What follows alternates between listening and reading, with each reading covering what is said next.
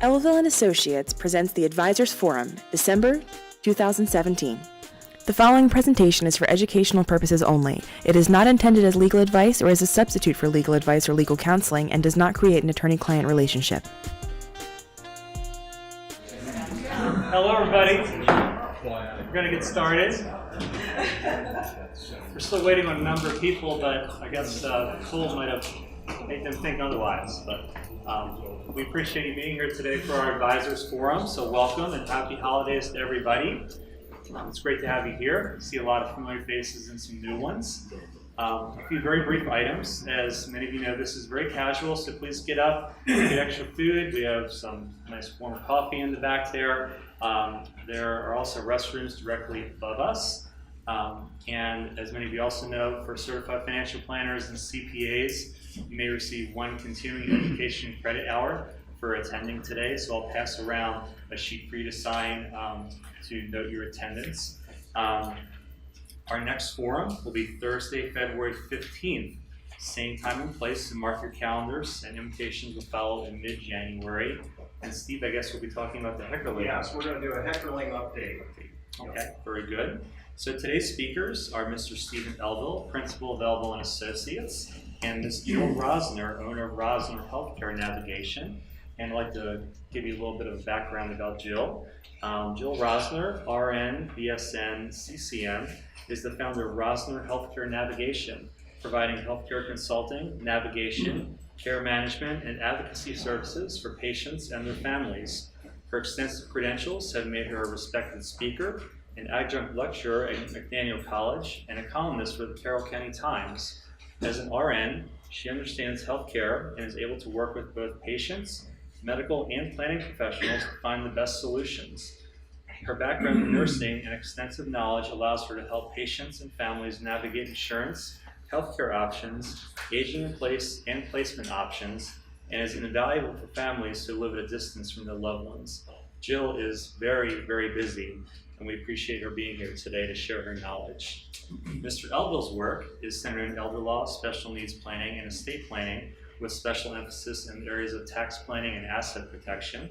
Just today, it was announced Mr. Elville was named to the Maryland Super Lawyers list for a third time, so congratulations to Steve. Also, Steve wanted me to mention that we recently opened a new space in Annapolis called the Elville Creative Studios. So if any of you would like to be interviewed regarding a topic that is of interest to you and your clients, please let us know. We would love to have you and show you the space. It's really a wonderful space, done a lot of work on it. So please contact Steve. I'm sure he'd love to share more information about that initiative with you. So without any further ado, Steve and Jill. Thank you, Jeff. All right. Good afternoon, everybody. And I'm sorry I didn't get to say hello to everybody. I did offer Jill the better podium, and she didn't want it, so that's why I got this. So anyway, happy holidays, and thank you for coming out and supporting our Advisor Forum yet again. Hopefully you can come back in February because we're going to go to the Heckerling Institute in Orlando and bring you back all the information we can from there about what's happening in estate planning. And of course, we have a lot going on with tax reform, so we'll see what happens. You know as much as I do about it, maybe more, so we'll wait and see what happens. So again, I wanted to thank you for coming, and as Jeff said, there's plenty of food, and we're going to try to end right on time at 2 o'clock. I'm going to move this up just a little bit. Today, I want to give you an on-the-ground view of what's happening in healthcare and geriatric care management out there in the world. And some of you are on the front lines of this, as you've heard me say before, and it's no accident that I've asked Jill to come today. So I've worked with many geriatric care managers, and Jill is by far the most effective person, and she's very humble, but she is by far the most effective person I've ever worked with. And of course, there are many geriatric care managers out there now, but I highly recommend Jill, and you'll see some of the experiences that she can share with you today. And for someone like me who is a non-medical person, a non-medical professional, someone like Jill is a tremendous tool in our arsenal to be able to help clients and evaluate situations and try to get people from point A to point B and all points in between. So that's why we wanted to share this with you today. And hopefully this is applicable to you and what you're doing. as you try to give more services and more resources to your clients. So we want to give you an update about the state of Maryland healthcare decision making and kind of what's happening there, and some of the views from the National Academy of Elder Law Attorneys, my views, Jill's views, what she sees every day out there on the front lines. And again, introduce you to the world of geriatric care managers if you have not yet been introduced to those kinds of people. I want to thank Jeff for putting this together and Lucy for filming. So here we go. So with that said, we're going to get into the slides. And you have a copy of everything today right here that we're going to see. If you can see this, we have a lot of light coming through here, so hopefully you can see this. And also, I wanted to give you what my firm calls our MOLST packet. So if you've never heard of MOLST, MOLST is called Medical Orders for Life-Sustaining Treatment. And I actually met a very well-known elder law attorney the other day, and we were talking about this issue. And I said to him, you know, gee, that was really something that we learned out there in California. And he said, Steve, I don't even talk to my clients about that. So I was really surprised by that. So the medical orders for life-sustaining treatment, I think, is important to share with clients because it's part of healthcare decision-making. And as you're going to find out, Maryland requires it, and we're going to talk about that. So when we talk to clients at my office, this is information that could be obtained right on the Attorney General's website. This is nothing that we've made up, except some of the organ donation material that was in here. We actually researched that and put it in here, but most of this is just materials that you can get on the internet. But we want to make sure people are aware of it. So in this package, you're going to find the actual MOLST form and the MOLST worksheet and an advanced directive. So just want to let you know what we're handing out there. All right, so let's get into the presentation. And again, feel free to move around and get coffee and so forth. So our first slide, what is a geriatric care manager or aging life care manager? Hi, Jerry. Oh, don't be sorry. Come right in, get some food. And what is their role in planning? And what is their role in the planning team? So those of you who know my firm, we believe in a planning team. The legal, the financial, the tax. None of us knows it all. We need to have collaborative resources. And then some of you have heard me say, we also need to have a geriatric care manager in some cases. So what I thought I'd do is turn Jill loose here to talk about the history of geriatric management. I can only say my limited view is this. When I was a young lawyer, there was no such thing as geriatric care managers. I think there was one geriatric doctor that the elder law community was aware of, and she was in Baltimore, and you had to get lucky to really know her and be able to use her services. So now we have a budding industry. So Jill, would you take the lead here? Sure. Who here has heard of geriatric care managers? Fair enough. We've actually changed our name. We used to be the National Association of Professional Geriatric Care Managers. That's a big mouthful for most people. And people didn't know we were out there, and we were starting to get confused. 30 years ago, there were maybe a handful of care managers, and then the National Association of Professional Geriatric Care Managers came on board, and we had an association, and from there we've grown to hundreds and hundreds nationwide. But we decided that that name, first of all, was not appealing to clients because nobody likes to have a geriatric care manager come to their house, right?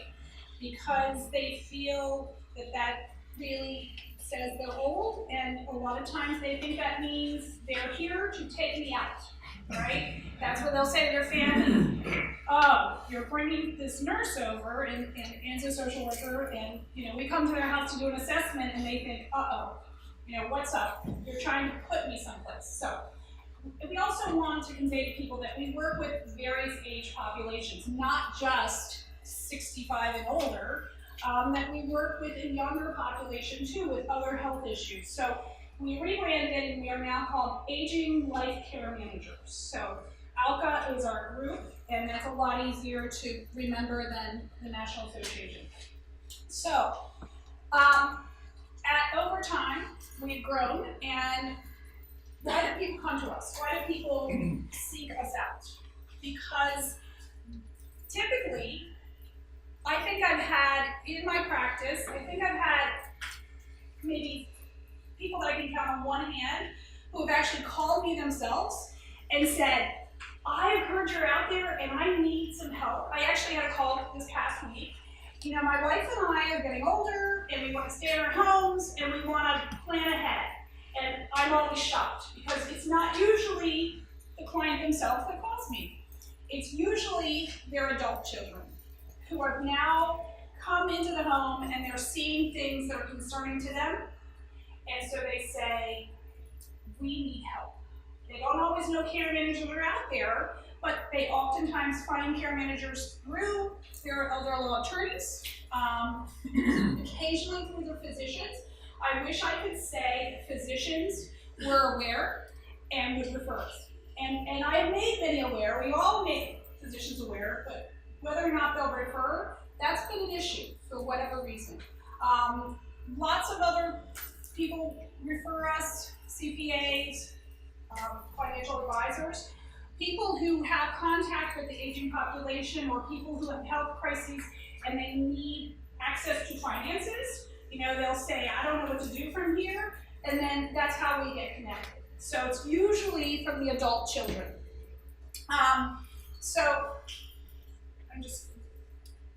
Care managers, and let's just talk about different kinds of care managers. Many care managers are social workers. Some care managers have some other degree in another field, maybe physical therapy. There's a couple people out there who are rehab specialists, that kind of thing. And there are a few of us out there who are registered nurses. I happen to have a social worker with me, and that's really a good balance for us. And so what kinds of things do we see? Why do people call us? People call us their children usually. Thanksgiving is a busy time. After the holidays are a busy time because a lot of people who have not been in the home, maybe they come home. They live far away from their parents, they come home and they say, oh my gosh, I didn't know how bad things were. People are so great on the phone and sounding really together. So you call up mom and she sounds like, oh, I'm busy and I'm doing this and I'm doing that. And children get home and she can put on a good face for a few hours or a day, but they notice things are askew in the house and she's not taking her meds. And then within a couple of days, they really see all the deficits.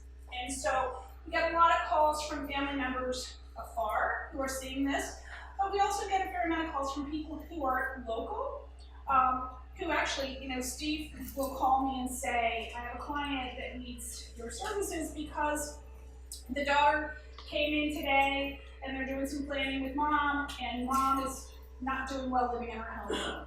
And so we go out, we do an initial assessment, and then we make suggestions and recommendations. And you know, the catchword these days is aging in place. And most people tell you that they want to be in their homes. They don't all know that catch statement, aging in place, but most people will say to you, I want to live at home. Well, you need help to do that. You know, at some point, most people start to need some help doing that.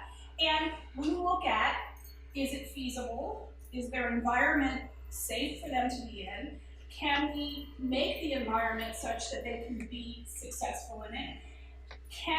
Do they have the financial resources? And I will tell you that probably that's the biggest frustration, because when people want to be in their homes, it costs a lot of money.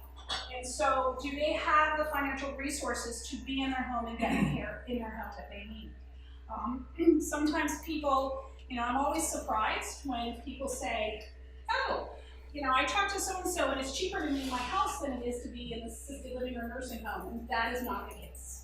In most cases, if you need 24/7 care, you know, if you need a little bit of support, 4 hours a few times a week, yes, that's the case. But if you need full-time around-the-clock support, that is not the case. It's pretty expensive. $20 to $25 an hour, it's usually living on the $25 an hour side for caregivers, times 40 hours a day, times 30 days, you know, average 30 days in a month. You're looking at sometimes $16,000 a month just to get caregivers who will be there around the clock to help people stay in their homes. So. And Jill, if you don't mind, could we drill down a little bit into the nurse part? So I've dealt with geriatric managers who were not RNs and didn't realize it at the time, I should have, And then I was kind of disappointed. You know, there was only so much that could be done at a certain point because they're not really nurses. And this is one of the aspects of working with Jill that I've enjoyed a lot, is that she has got that background. Right. So can you talk about the difference? Well, Anne can tell you that really we have kind of a strong medical model, but the great thing is there's two of us, and she has this strong social work background. She also is a former ombudsman from Carroll County and has worked in Howard County also. So she has a really great background with dealing with assisted livings, knowing all the regulations, assisted livings, nursing homes. It's really funny, when I hired her, I said, okay, so you have to take off your ombudsman hat. And she was like, okay, so she goes in and she's like really cool about it, doesn't say anything. Every once in a while I'm like, okay, you need to put the ombudsman hat on because, you know, we'll see things that are really not acceptable. And so then, or she'll say, you know, I'm sorry, but I've got to say something. And I'll say, oh no, go right ahead, because she really has that expertise. And I have the nursing side of expertise.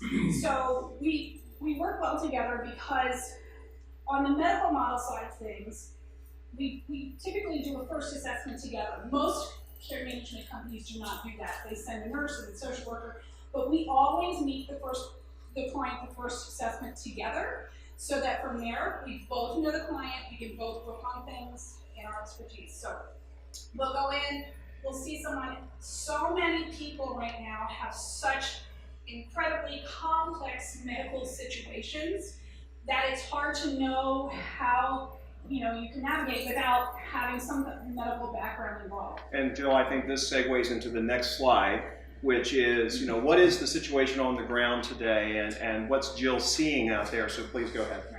So I would say by far, most of what we see are clients who have some form of dementia. And their families see them struggling with either memory problems or executive functioning problems, which means some people's memories don't seem so bad, but you walk into their house, they can't make decisions about the simplest piece of paper. It looks like a hoarding situation. Sometimes people are naturally, they're hoarders from, you know, pre-morbid, we call it before illness, they're hoarders. But there are people who, their families say, their house never looked like this. It was spick and span, and there's never been all of this clutter. And we walk in and we see they can't make a decision about bills. And some of you may, this is something that really touches on all of you who are in the financial world. People not paying their bills, people not having money, or putting too much money out there, donations and that kind of thing. People who just don't have the executive functioning, they seem to be able to be very socially appropriate, they can talk to you, they seem to know what's going on, yet they can't make any decisions. Everything piles up. I had a client who was 80-some years old, she lived in Tonytown. Her doctor actually called me and said, you know, she doesn't have any family. And she's coming to the office showing up. She doesn't know what appointments are. We call her for appointments. She doesn't show up. I went out to her house. I saw her, and actually, and I got a call from the tax. This is kind of bizarre. Her brother lived in Kentucky, and he called me because the tax office sent in my way because she hadn't been paying her taxes and her house was going to be sold. She had tons of money, but she didn't pay her taxes because she couldn't get through the bills anymore. So I went to her house, and she had every surface in her house was mounted with bills and with flyers from the grocery store, and they had sheets, all of them, even on top of the stove, mounds of paper with just sheets to contain everything. And so she just went on living her life. She didn't pay any bills, she didn't organize anything. There was one little tiny place for me to sit. There was her chair where she sat. She went to McDonald's 3 times a day. She was still driving.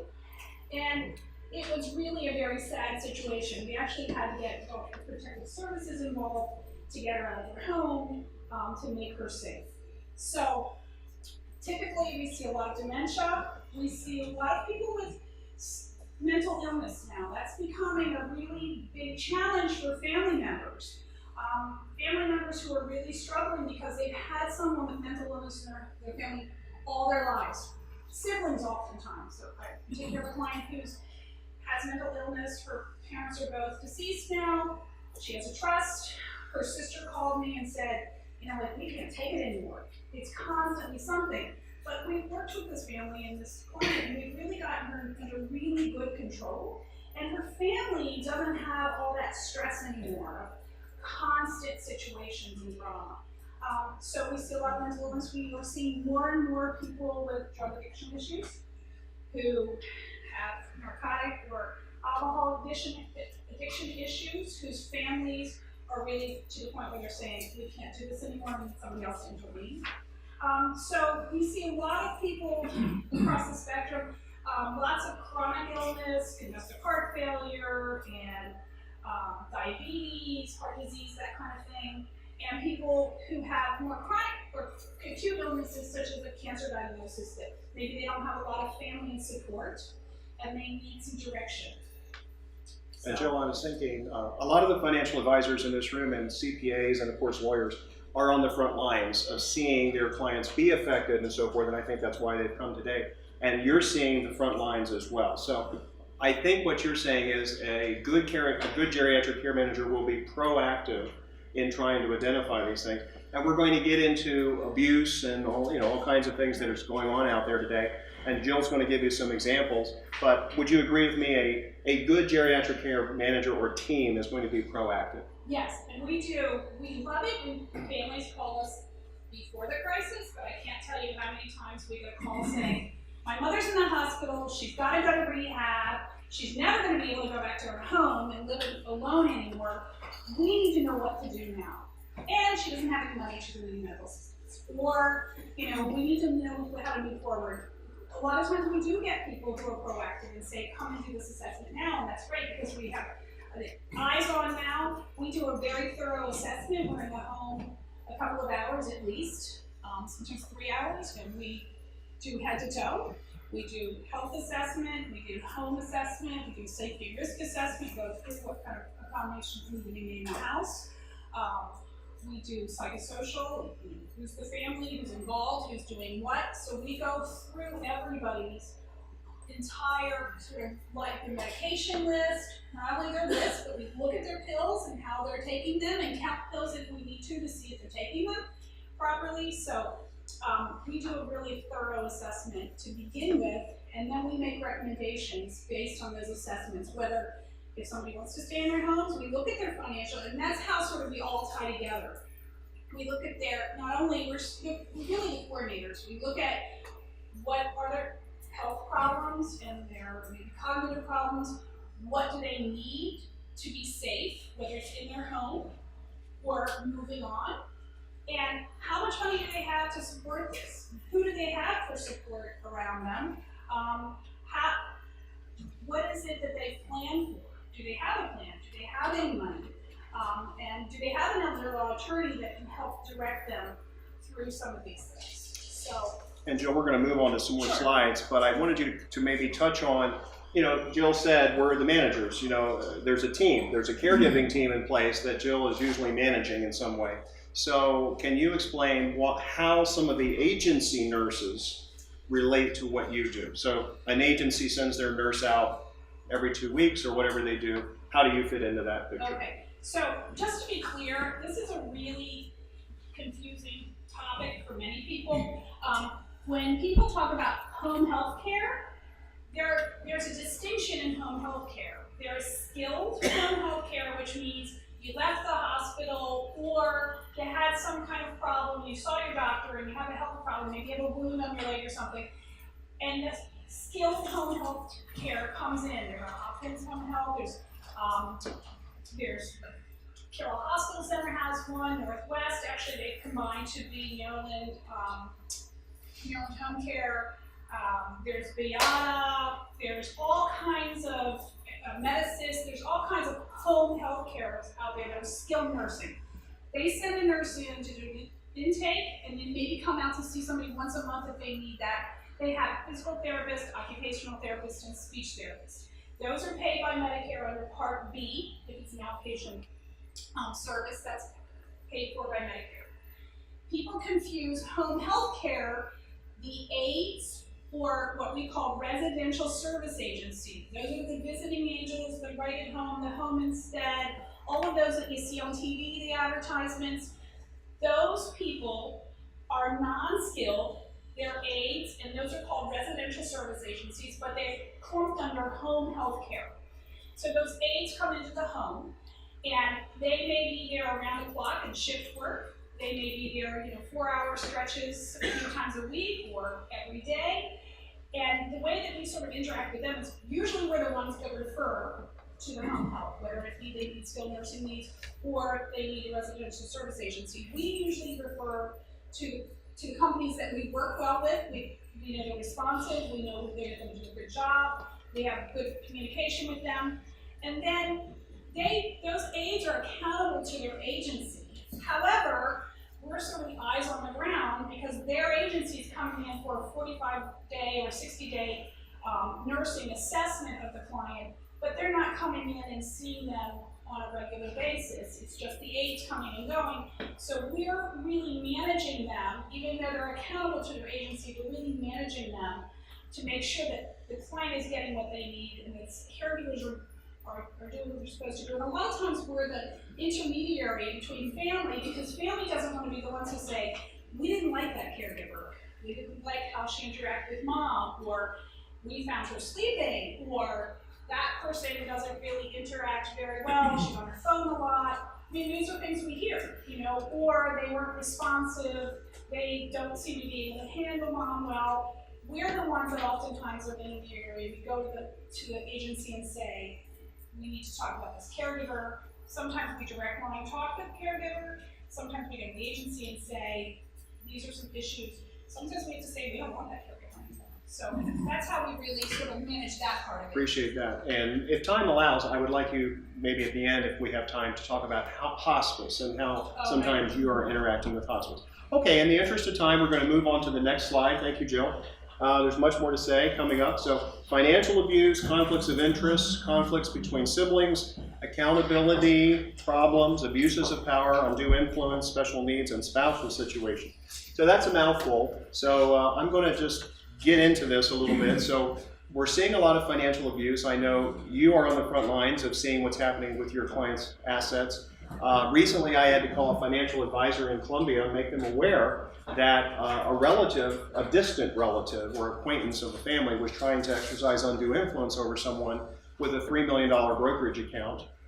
Someone that Jill, we'll get into this case study a little bit, but someone that Jill had found to be mentally incapacitated and was really getting ready to be exploited to some degree. So, Jill, any stories or pointers that you have? Oh my gosh, you know what? I wish we could say that this is not a problem.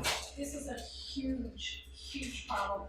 And if you haven't seen it, I'm going to tell you it's only because you didn't see it, because it's happening.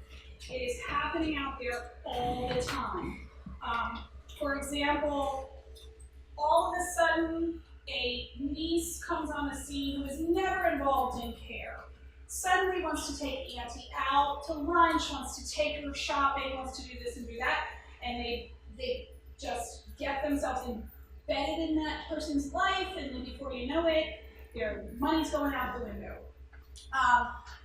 From your end, I can tell you that if you start to see changes in spending patterns, and you know your clients, if you've got somebody with you that's been with you 20 years or more, and they were always a frugal person, and now all of a sudden they're wanting money, and they're calling you. This is one of the big signs, I'm sure you see this.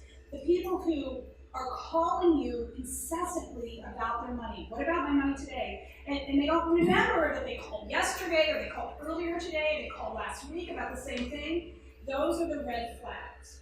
And it is so helpful if the people who are seeing this start to actually document that this is happening, and then reach out to someone. Because in the banking world, if somebody's coming in with their niece and starting to take money out or change accounts, that's a red flag, and they're mandatory reporters. I don't know in the financial world if there's a mandatory reporting kind of system. Do you know him? So those are things not to just kind of think, oh, that's odd, to really the red flags going up. Right now, we have another client who suddenly, we didn't even know he had some other sister. He has an aging brother who's his guardian, and we he's not doing very well, we're worried about his ability to be a guardian, and all of a sudden, their sister invited them to Thanksgiving. And we're like, sister, what sister? And she's bringing them for Christmas. And we're thinking, that seems innocent enough to a lot of people, but we've seen it enough, and you've seen enough that even that, to me, it's red flags. So you have to be really, really, really diligent in looking at anything that's abnormal, unusual, family members that are starting to call up and inquire on their behalf, even if they're with them. A lot of undue influence out there, even people who are cognitively okay, but they're really being kind of pushed along. You better do this, you better do that. We're seeing a lot of that. And then, as far as conflicts of interest, one of the biggest problems in law, in elder law, is an elder law attorney who doesn't recognize who their client really is, and having a false representation or an adverse representation that is adverse to an elderly person because they don't know who their client is. So I don't know in your particular professions whether you could apply this kind of thinking to whether there's conflicts of interest that you could fall into or that you see others falling into, but among lawyers certainly there is. Conflicts between siblings, Jill giggled when I mentioned this one. So sad, we want family cooperation if we can. If we don't have family cooperation, we want to identify what the problem is so we can try to manage it. So Jill, you're seeing a lot of this firsthand. There's a syndrome we call in care management Sister Sally in California. Sister Sally in California has the best ideas, and she thinks that everybody here taking care of mom is doing it all wrong. And she knows how to do it, and the people here who are actually watching mom or dad or both decline and having all these struggles, she has all these friends, no, you shouldn't be doing that, you should be doing this, you shouldn't be. She flies into town for 2-3 days, she thinks that she knows how to handle it, and they're doing it all wrong. That's one of the issues. A lot of families complain about that there's one sibling who does essentially nothing, but then tells everybody else how they should be doing it. There's the martyr syndrome, where the martyr thinks they have to do everything. I don't want your help. I'm going to take care of mom. I'm going to make sure I do it all. I don't want your help. You're not doing it right. I know how to do it. Until the martyr hits the wall and they're stressed out. And then suddenly they blame everybody else. You never help. You're never here. You never do anything for mom. Well, you really alienated your family because you are the only one that can do it. And then everybody else says, okay, fine. They throw their hands up in the air. When they get stressed, then it's everybody else's fault. It's their problem. So lots of family conflict. When we get to the part about advanced directives in most forms, you better make sure that your whole family, even if they seem to get along, is on board with your wishes, because there's nothing worse than the splintering at the end when there's potential conflict about how you're going to be cared for, even if you have it written down. So we see a lot of conflict, a lot of people in denial. The sibling in denial saying, mom doesn't need any care, she's fine. We had a client a few months ago where the brother, he's a PA, he had us over and said, I'm really worried about my mom. And sister was like, she's fine. Her house, we found all these disaster points, and she's practically blind going up and down stairs, and we made all these recommendations, which sister thinks it's okay to come over and make mom breakfast, leave her pills out for lunch with her sandwich, call her up and say, take your pills and eat your sandwich. Brother was coming over at one point to have dinner with her, and that's as far as it went, because sister said, we don't need people in the home. We don't need all these services. It's just a matter of time before the crisis hits. But sometimes siblings just don't see eye to eye on what it is that mom needs. And a lot of times we'll go in and we'll have a family meeting and say, we really need to sit down and talk to everybody, or everybody needs to get our report so everybody can see that this is an issue. Or it's not. Proactivity. Yes. And along those lines, I had a client referred recently, 2 clients in their early 90s, and they said, we have 5 children, they've always gotten along, we've always had family harmony, but just recently, one of our sons has started to act strange. And we think it's because his wife's mother died and we didn't act properly, or we didn't get to go to the funeral, or we didn't do what he thought we ought to do. And now we're really worried that no matter what we do in our advance directive, no matter what we do in our power of attorney, this son is going to cause issues among our family. So we want family harmony, and if we can do a family meeting, sometimes we can repair that kind of thing. accountability and abuses of power where there's no accountability. So just know under Maryland law, since 2010, there are now certain circumstances where powers of attorney, meaning attorneys in fact, have to account. And of course, trustees have to provide notice under Maryland law to qualified beneficiaries and so forth. So a lot of times it's this lack of accounting that causes all kinds of sibling rivalries, and sometimes family meetings and some method of accountability can tamp down the tension so that there's not an all-out guardianship. We want to make sure we get to the examples, but Jill, you talked about special needs, so we'll probably wait for that. We have an example of that. Spousal situations, second marriages, where two people came together, even if they have a prenuptial agreement, even if they have a postnuptial agreement, the assets of the spouses are subject to Medicaid spend down. So sometimes people come together, they don't realize that when they get married, for Medicaid purposes, their assets are considered to be joint.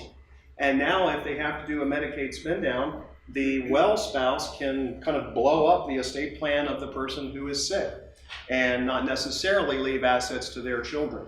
So all kinds of potential problems in elder law about spousal situations and how the assets could be transferred or not transferred by a spouse with a power of attorney.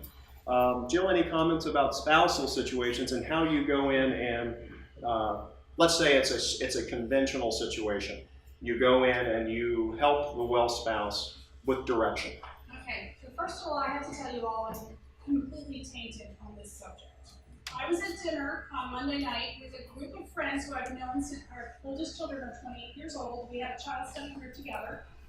Over the years, people have scattered, but there's a base group of us, and many of us are divorced.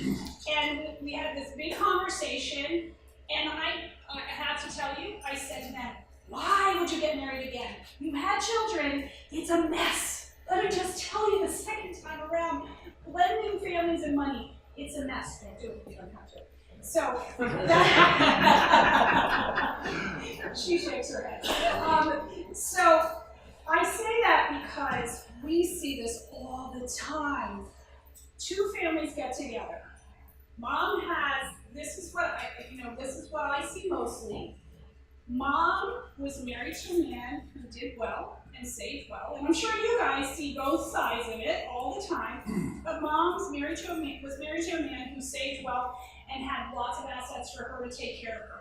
She remarried the guy who didn't have as many assets, maybe no assets. They keep their money separate in separate banking accounts. Both their families think, oh, it's okay. Their funds are separate, and then stepdad develops dementia. He now has to go to a facility because he's combative or just can't be maintained in the home. And Mom finds out, and her children find out, that she can get the house, the car, and how much? What's the grand total, 119 or something? Oh, right, 119. So the house, the car, and $119,000.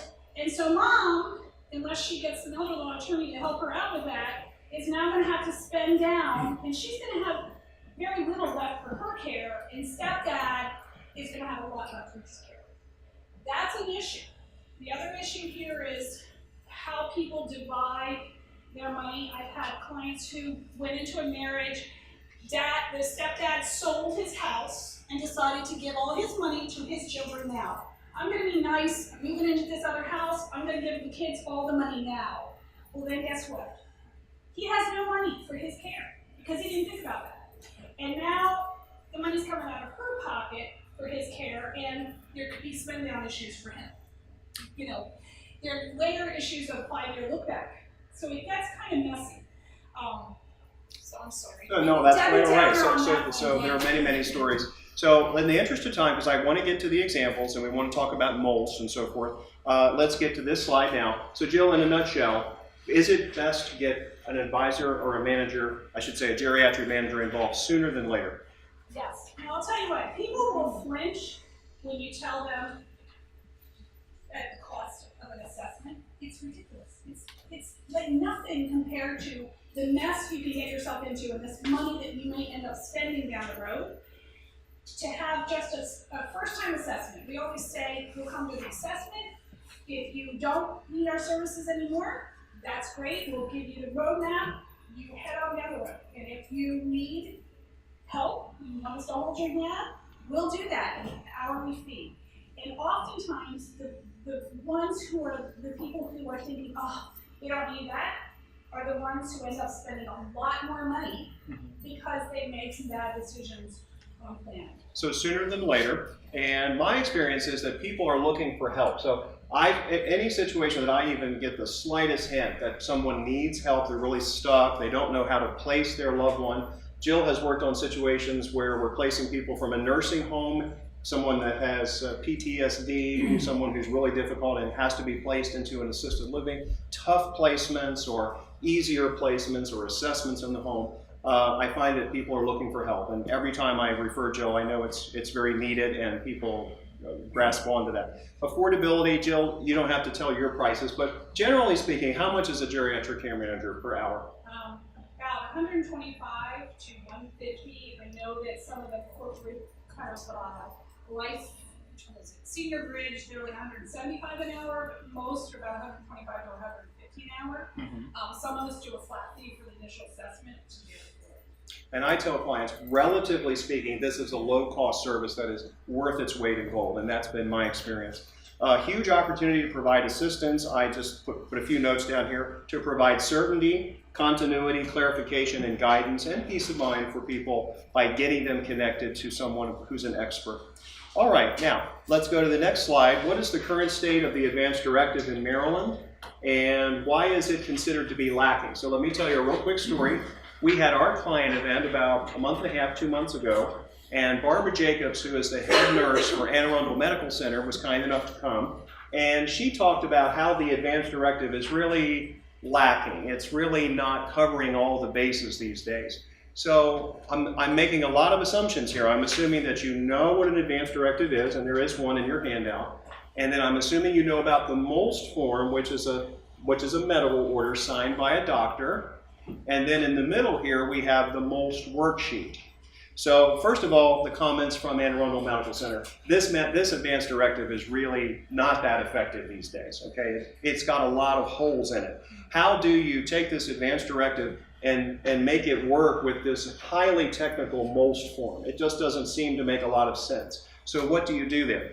Now, juxtapose that with my recent experience. I'll just throw this out there. I went out to a conference for the National Academy of Elder Law Attorneys and heard Dr. Susan Toll. Now, she is a leading doctor in Oregon who is a thought leader about end-of-life issues and healthcare issues. And if you want her presentation, I'm happy to send it to you, is what is POLST, which is, some states call it POLST, Physician's Order for Life-Sustaining Treatment. And I'm happy to send that to you. But in a nutshell, she was saying some things that I didn't know. I knew that Maryland requires MOLST. I knew that that's something I want to share with all clients. I don't advise clients about MOLST. I simply tell them that it exists, that they need to know about it, that their healthcare agents need to know about it, that it's required in Maryland under certain circumstances, and I tell them they should go talk to a doctor. But what I didn't know is that Maryland was the only state in the United States that requires it. And that I also did not know that there's a lot of opposition to this, and people like Susan Toll don't think that it should be required. And I'll leave it up to you to do further reading about it, about how it possibly causes more people to die in hospitals than are normal, especially minorities in Maryland. So with that said, we have the advanced directive, we have MOLST, and we have the MOLST worksheet. I came back from the conference thinking, gee, if Maryland is the only state that requires MOLST, and we all are going to have MOLST probably someday, how do we have input into MOLST? Because if our advanced directive is lacking, what do we do? So my question to Jill is, should we be using the MOLST worksheet, which you'll see in your packet? Yes, so the difference between the advanced directive and MOLST is a lot of people, not enough people have advanced directives, but advanced directives usually cover the 3 categories. If I'm in a vegetative state, what do I want? If I have a terminal illness or A vegetative state and an end-stage condition. End-stage condition. Well, guess what? there are physicians out there who do not believe that Alzheimer's disease or any of the dementias are end-stage conditions. And that becomes a problem. So if you have not designated in your advanced directives that if I have any kind of dementia or neurologic condition, I do not want all of these things, that there's a huge hole there. I made sure when I made my advanced directives that it specifically says if I have this kind of dementia, any kind of dementia, if I have any neurogenic disorder that is going to cause loss of functioning, I do not want a feeding tube. I do not want to be on a ventilator. I do not want any kind of corrodes. But most people do not add that piece. The most is more specific. It says it replaces the old do not resuscitate order. You used to see these little pieces of paper on the refrigerator. It replaces that. They no longer do those. So what happens is it's mandated by law, if you go into a hospital or assisted living or nursing home, that form has to be filled out. So for those of us who are young and healthy, if we were to go into the hospital and fill out a MOLST, most likely when you look through your MOLST, we're going to say, yes, resuscitate me, do everything. Do everything. However, there's a worksheet there that you can talk about under certain conditions. For example, if you're 50 years old and you happen to have, we have a client recently who had just retired and moved out to Carroll County. He and his wife, were going to enjoy a nice retirement. He was a golfer, and he had a massive stroke at like 58 or something, 60 something, massive stroke. Now, his advanced directives don't count for that stroke because it's really not end stage, it's not terminal, and he's not in a vegetative state, but he has a feeding tube. And he had in his advanced directives and he didn't want a feeding tube, but because he had this stroke and it was this crisis situation, he couldn't eat after the stroke, they put a feeding tube in. And then it became a problem with his wife going back in time saying, what can we undo? So the MOLST is so important. There's a worksheet there that says, if you had something that was life-threatening, would you want to put a time frame on it, like a ventilator? If you were in a car accident and you needed ventilation and you needed a feeding tube, yes, do that. But in 3 months, if I'm still in a coma, or 6 weeks, or you pick your time, right? Then you say to stop it. Remember the big case, the Terry Schiavo case. That was a mess, right? Because nobody knew what she wanted. Had she had a MOLST form that said, hey, if I have a stroke or some kind of crisis that causes me to be in a vegetative state, I would like to have treatment, but after 6 months or 3 months or 2 months or whatever, please stop all of that. Because most of us would not want to live in a nursing home on a ventilator with tube feedings in that kind of condition. We might say, if I had a massive stroke, I want you to try something for a short, limited period of time because I might get over that hump. I might rehab and get past that hump. Most of us would not want to live in that kind of situation. So our client's wife was making decisions about whether to go to hospice because his advanced directive said no feeding tube, and yet he had a feeding tube. So, Jill, would you say almost that the MOLST worksheet really almost is replacing the advanced directive to some degree? What do you think? I think it should. It should. I think it should because you pull out somebody's advanced directive, oh my gosh, I see this all the time. I have a client, he's 80-some years old with Parkinson's. He has his advanced directives to say don't do all this stuff. Yet his son came to town a few weeks ago and he sat down with us to look over the MOLST and go through that instruction sheet. He's like, oh yeah, I want to be resuscitated. And I'm thinking, oh, you have on your advanced directives? No, but your MOLST should always be compatible with your advanced directives. So if your advanced directives say do everything, then your MOLST is going to say do everything. So if I could interject. Yes. So that's one of my big issues. So you have an advanced directive that says this, but the MOLST is going to be implemented by a physician, not you, and it's going to be implemented. So what is the connection to make sure that the MOLST form is completed in accordance with your advanced directive, which is very non-technical? And I'm assuming it's be proactive and use the MOLST worksheet, which is this Yes. middle of the road thing. So Yes. you can sign your own MOLST worksheet, or your clients can sign their own, but they can't sign the MOLST. But you can sign the worksheet and have it part of your record. It has to be signed actually by a physician.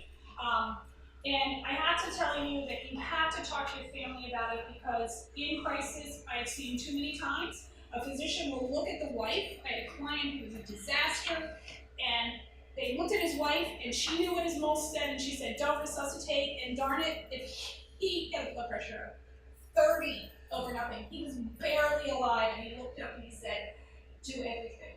And the nurse at Sinai said to me, I couldn't even believe it. So guess what? They resuscitated him. Even though his MOLST, he does not have the cognitive ability to make that decision anymore, but he at the time said resuscitate me.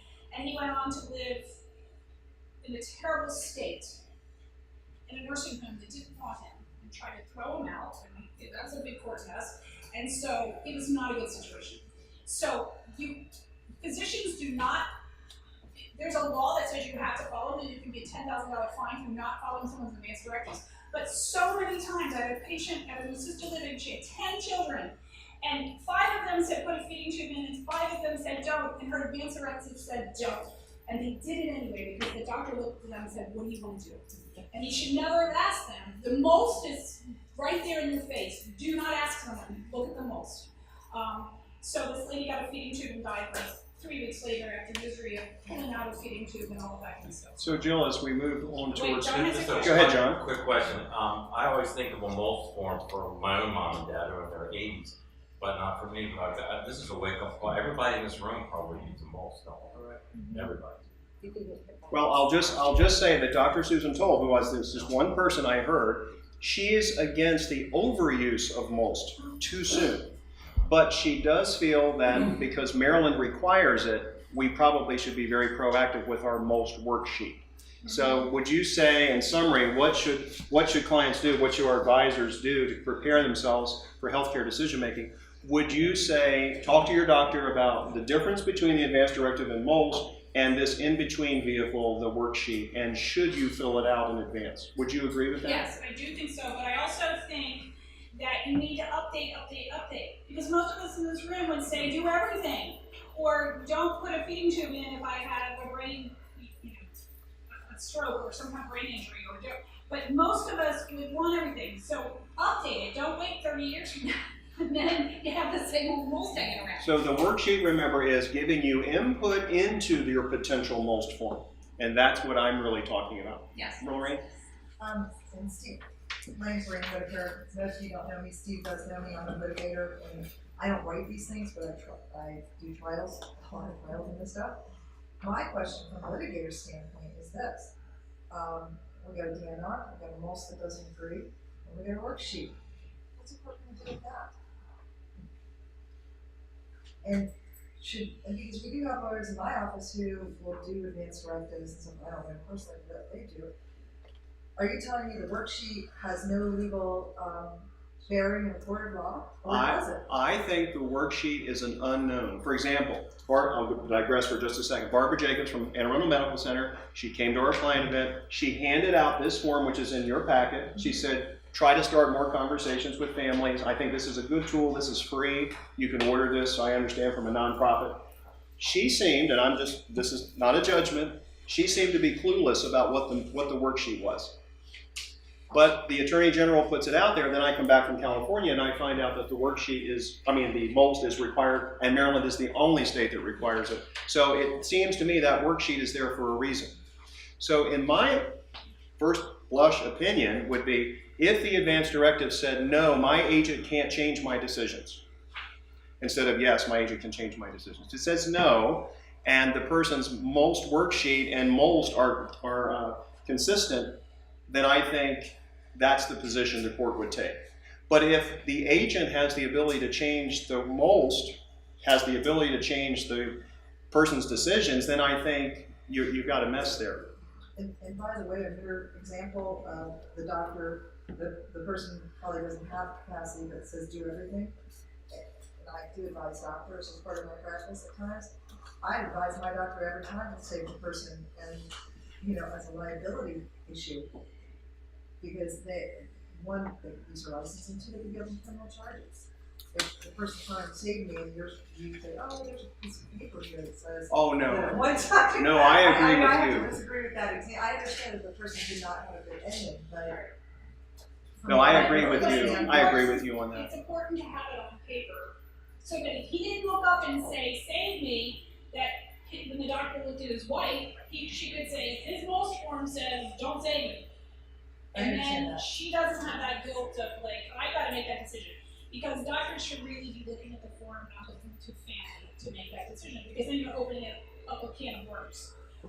Especially in these cases where there's 5 family, 10 family members and they're divided on what should happen. Thank you, Lorraine. I don't think I have an understanding, and I don't need to take her. No, go ahead. This is really interesting to me. DNR and Mulch don't agree.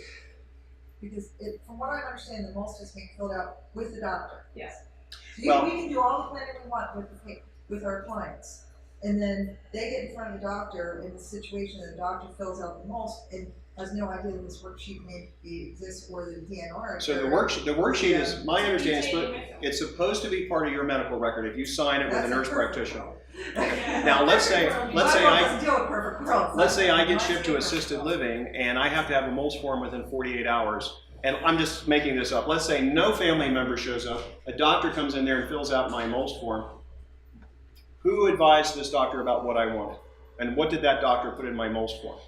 So that's the scary part to me. Sure. Yeah. But my point is, if you have that situation, you have a Mulch form, and you know, the family shows up, they come to us, we hand over our copy of the advance directive, and now they're in conflict and we're in a courtroom.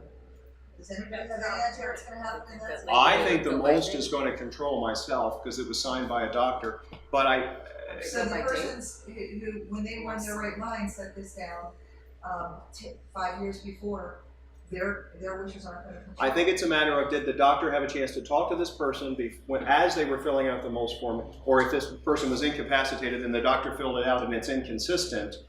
But see, it's very difficult as a medical person. I can't tell if it's inconsistent or not because one's technical and one isn't. Because what it seems to me the legislature has done is set up a complete system between lawyers and doctors about who's going to control what happens to a patient when the patient can't make a decision for themselves anymore. That's a very dangerous situation for patients. We're going to go on, the doctor's going to go on, but The patient is ultimately supposed to be making that decision beforehand. which is what the they're- advance directive is they're supposed to do. Leaving it to the wind if they have no advance directives, no moles. Then anybody can tell them, any family member can say, do this or do that. And that's what I tell people. You're leaving it up to someone else to make a decision. If you have a Mulch filled out and it is signed by the doctor, you've done it with the doctor and it has a date on it, that should be followed. Now, if it's not consistent with your advance directives, you better go back and change your advance directives and update them because a lot of people have it and they've had advance directives from 30 years ago. Can they do this with their regular physician? Yes, they do. Okay. Yeah. And if they have an emergency, if they have, and they don't know that it exists with the regular physician, and another one gets done? I see a lot of potential. I see a lot of work for attorneys. To be honest with you. And I know Victoria has a question. To me, and I'll stand subject to someone telling me I'm wrong, the Mulch worksheet should be filled out, and that should dictate how the Mulch is filled out. So that is continuity in my mind. And then you have to put it on a website like DocuBank or your broker-dealer's vault, or the Maryland Registry. You have to put it somewhere where it's always available, or it's part of your medical record. And I think that's the real disconnect. Victoria? Just a comment from another institutional aspect. Hopkins is pushing it, and they are teaching that it's meant to supersede. It's meant to be the end of the end of the line, the last thing. So that, your intuition on that, I think, is what they're saying is. Okay. All right. So that's what I think we're here to talk about is this disconnect and how can we shore it up. And I'm sorry we don't have more answers other than You do the MOLST worksheet and show it to your doctor. Now, we need to wrap up. We're over already, but maybe 5 more minutes just to go through real quick the examples so we have some clarity. So let's talk about this and wrap up. Here we have a mother, 89 years old. She lives in a condo. She has 24/7 caregivers, so she's doing pretty well. This is a wealthy lady who's got the money to pay 24-hour caregivers in the home, $15,000 a month. But even with her caregivers, she's still able to get out of the house and get outside the locked unit, not the locked unit, but the locked doors of the condo outside, and it's cold weather. How does this happen? You have 2 caregivers that are private. There's no geriatric care manager, and yet this lady can still be vulnerable to being left out in the cold. What is going on there? Well, the caregivers, obviously, there's no kind of system on the door to chime or let people know that she's trying to get out. No system to make sure that if she does get out, they can find her. So in that case, the caregivers are probably not being held accountable to being awake and making sure that they've got their eyes on her at all times. And there's so much technology out there now to, alarms and dings and cell phones tracking and cameras. But those caregivers need management.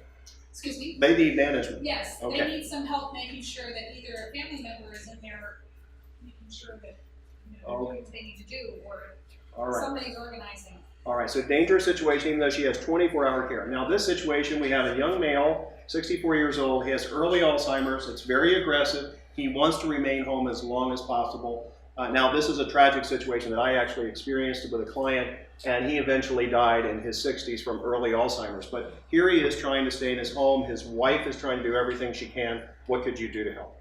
I usually, in those cases, send my clients to a neuropsychiatrist, and they usually work with them. We look at what the triggers are for aggression and kind of train people to redirect and how to handle people appropriately, and then sometimes you really just need to refer them to a neuropsychiatrist to make sure medication-wise, all the medications are not causing these aggressive side effects, or that they have medications that make them more comfortable, less anxiety, those kinds of things, less paranoia, so that they can be more successful and not aggressive and be successful in their homes. Okay, this is a male, 69. He's still working. He has advanced Parkinson's. He's a tough guy, but he lives in a CCRC, a continuing care retirement community. What would you do in this situation? Not send them to the Okay, not send them there. Okay. That's another kind of thing that Ann and I think probably agree on, that they're not always the best places for care down the road. We've got a lot of experience with CCRCs. There are a lot of them are having financial issues these days, and they're cutting care, and where they cut it at the end. They make the beginning really beautiful. You want to move in, you want to have that independent lifestyle, and by the time you get to the end, the care is not so good. So be cautious, but you could still Be manage. cautious, You could but- still visit and but manage. We do go see people in assisted living facilities and long-term care facilities. We make recommendations. We're very nice. Ann told me yesterday, was it yesterday or the day before? We were at a local facility, and she told me I needed to suck up better because I was really kind of frustrated with something that wasn't followed through on, and so I made that concern. So we advocate for them because Yes. a lot of the CCRCs will try and push them into the nursing home or push them into the assisted living, Before as time. opposed to allowing them to stay in the independent, using their resources to stay And that where is they a want big to issue be. I have seen So as we well. advocate Yes. for them. All right. Now, case study number 4 is a similar situation to the male who has dementia. Is it violent at times? But my point here is there's a spouse here, and the spouse is completely exhausted, even to the point of being debilitated. Get the care into the home. If there's financial resources, we advocate for the spouse too, because if you don't have a willing and able spouse or caregiver, then you can't have someone in their home. So sometimes it's a balance, you have to make a decision. If the caregiver says, I can't do it anymore, or we're seeing, they're not saying that because they feel too guilty, but we're seeing it. We're saying, get either some respite care, get a 24/7 caregiver in here, get live-in, get relief to the caregiver so that they can be functional. And in the worst case scenarios, if it really isn't possible anymore, then we may have to move someone on. Okay, very good. And we're going to hurry up here. We know we're over the time. This is a single female. She's living in a nursing home, but the nursing home says we don't deal with dementia cases. But there she is. She's already in the nursing home. So we go in and we advocate strongly for people to not be moved around and for them to learn how to deal with these people. And if it's a situation where it's not a locked unit and they can't be there, I have a client right now, one of my very good friends, her father ran out the window of an assisted living the other night at 3 a.m. The helicopters were circling over on a cold night looking for him. He was in the assisted living. He had been moved from the independent to assisted. He has dementia. He's confused and paranoid. He got out the window. Their memory care unit, which is a locked unit, doesn't have any beds available. And I frankly don't even like that unit. So I said, go look at this one. She just texted me on my way here today and said she likes it. So it's our place where we just let somebody else go. So and they have a bed, believe it or not. Yeah, so we sometimes say this is not the appropriate place and we're going to advocate for you to be in the appropriate place. And this study here is the 81-year-old who's being exploited by a distant family member. Okay, and real quickly here, we have some practical considerations about her capacity. At what point do we kind of have to back off and say, she's got the right to make her own decisions, versus this person's being exploited and they don't have capacity. Very difficult situation. And I know we have to move on, get this done. Here's a special needs beneficiary. Jill has come into cases like this, and she mentioned it earlier very subtly, being able to take a bad situation and make improvements. Being able to take someone who's drug addicted, being abused by doctors who are just over-prescribing medications, not even necessarily an ethical situation, and being able to move that person to a better place. So these are the kinds of skill sets that someone like Jill brings to the table. I think we'll skip study number 8 just in the interest of time.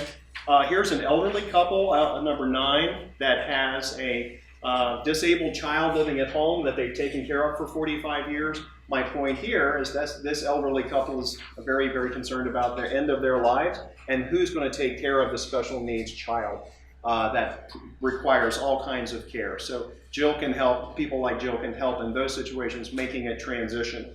Any comments on that, Jill? We have to wrap up. It's so scary for parents. It's so scary for parents who have taken care of the disabled children for so long. We have another client who, his brother is, we're worried about him, that he's not going to be able to function, and he's so worried about what's going to happen to my brother. And we've said, you know, we'll be there because we know him, and we'll be involved in his care team moving forward. He'll have another guardian, and we will, you know, advocate for him. So last example, this is the obvious one. Successful couple wants to enjoy their retirement.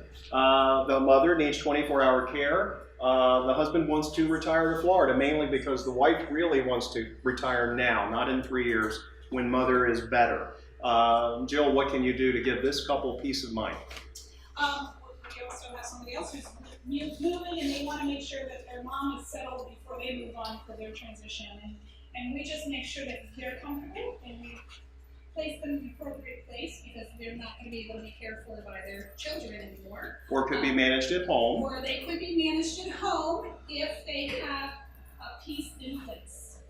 In this case, we have a lady in the case, she can't afford a home, or she's living with her children, so she can't afford a home and she can't afford that kind of care. So she's going to move to assisted living. But for some people, they can be managed in their home, but they do need eyes on them because just having around the clock aides is not enough. There's not enough continuity there. There needs to be sort of a hub to the wheel, because if you don't have that continuity, then you know you have all these other people doing whatever, and you don't always have it all managed. So hopefully these examples, I know we've gone over time, thank you for your patience. I hope these examples give you a sense of the on-the-ground, up-close and personal situations that these managers are dealing with and what they do to move people into the right positions and deal with things.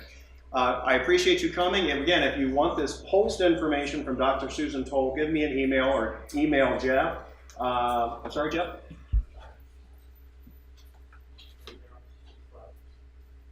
I'm not sure what you're saying, but anyway, thank you very much, and happy holidays to everybody. I'm sorry we went over by about 10 minutes. Thanks for coming in. And Jill, thank you for coming. Jill, thank you very much. Oh, and I have one thing. I'm sorry. Now I remember. Jill, this is for you. Thank you for presenting. We know you're very busy.